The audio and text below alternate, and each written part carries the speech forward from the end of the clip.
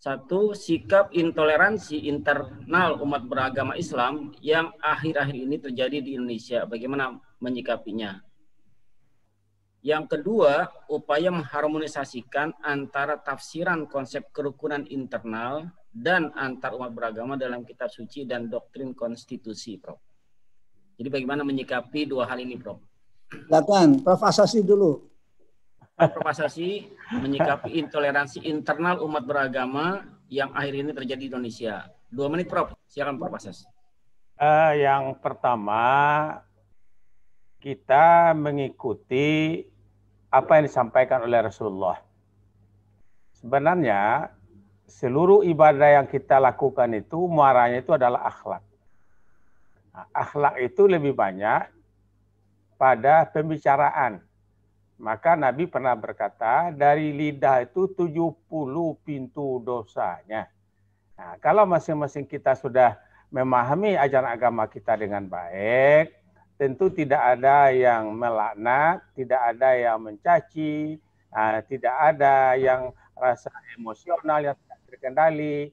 Nah, tentunya kita memang ini perlu secara bijak kita, karena memang ini dipolitisasi. Nah, karena dikaitkan dipolitisasi, ya di sinilah letaknya. Jadi tidak murni, itu saja itu. Jadi politisasi itu mulai dari pemilu kada, pilpres, pileg, itu saja barangkali. Jadi kita tentu isi menghimbau sama-sama kita. Ya memang ada yang agak keras seperti Umar, ada yang lembut, Ali, akan begitu kan. Jadi kita gabung saja.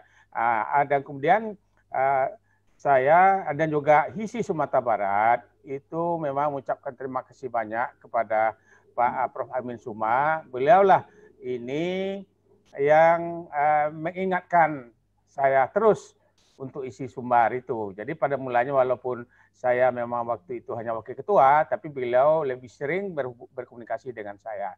Akhirnya di gedung DPRD Sumbar, karena DPRD Sumbar itu temannya Pak Amin, Pak Gus Padi, di situ laksanakan HISI yang kemarin ini. Kalau tidak ya seperti mati suri lah kira-kira begitu. Tapi tadi melihat Pak Amin dan Pak Moderator, Pak Dekan tadi pakai jaket, saya tergugah ini untuk bisa bersama-sama. Terima kasih. Assalamualaikum warahmatullahi wabarakatuh. Warahmatullahi wabarakatuh. Closing statement, Prof, tentang sikap intoleransi internal dan bagaimana menyikapinya, Prof, termasuk dengan tafsiran tentang masalah konsep kerukunan internal dan eksternal, Prof. Terima kasih, Kama. Yang pertama, menurut saya, kita terus mengkaji ulang tentang keilmuan yang berkenaan dengan tasamuh. Ya. Di kalangan internal Islam itu kayak apa? Ilmu yang disampaikan di Fakultas Syariah itu sekarang menjadi Fakultas Syariah Hukum, insya Allah sudah cukup memadai. Iya, betul. Mulai dari ada Muqoronatul Adyan. Aliyah kelas 2 saya sudah pelajari itu. Sampai Muqoronatul Mazahib. Dan hanya diajari sampai menyusun kurikulum dan silabus. Dan itu resmi diakui oleh negara kan. Iya. Karena IAIN UIN itu adalah memang lembaga negara itu. Dibentuk negara. Nah, itulah saya katakan tadi, pengetahuan kita ini cukupkan tentang tasamuh internal itu. Dengan toleransi bermadhab. Jangan ada kesan, maaf, pengen menggurui, apalagi punya nafsu semua orang lain supaya seperti diri kita. Wah, rasanya enggak, itulah. Nabi Muhammad SAW itu manusia yang paling segalanya. Enggak pernah memaksakan kehendaknya untuk seperti dirinya. Kita ini cuma tabi'un lahu.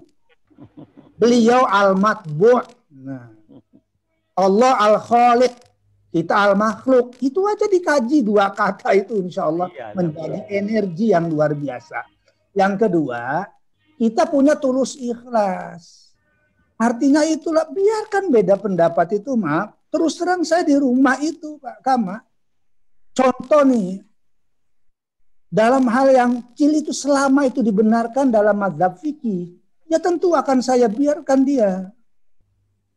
Enggak masalah gitu kan. Ya.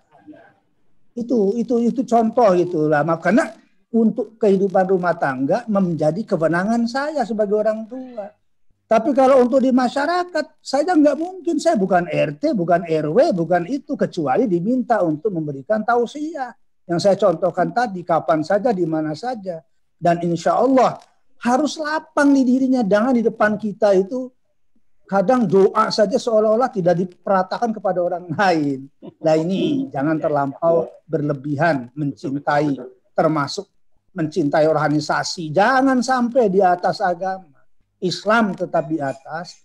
Kedua, kita bernegara, cintai negara ini. Yang ketiga, kita berorganisasi, cintai berorganisasi tanpa harus nauzubillah min dzalik ya mencampuri organisasinya orang lain. Itu kira-kira untuk internalnya. Satu lagi, bagaimana untuk menyikapi yang intoleransi? Definisinya itu belum jelas.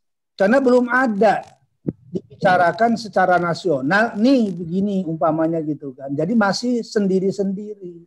Karena masih sendiri-sendiri akibatnya itu ya, yang satu klaim merasa paling benar, yang satu klaim merasa paling berjasa, yang satu mengklaim merasa paling berwenang.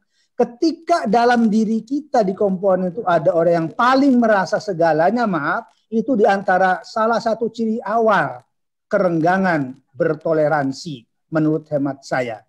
Nah, itu saja Pak Kama. Mudah-mudahan kita jangan cederai sila persatuan Indonesia. Jangan cederai ya tadi persatuan inter umat beragama. Sudah sarananya sudah ada.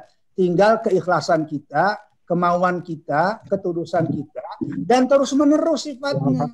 Jangan kalau ada kasus baru bicara, enggak ada kasus dibiarkan. Jadi enggak dawam gitu, kira-kira begitu menurut saya. Terima kasih. Saya kembalikan.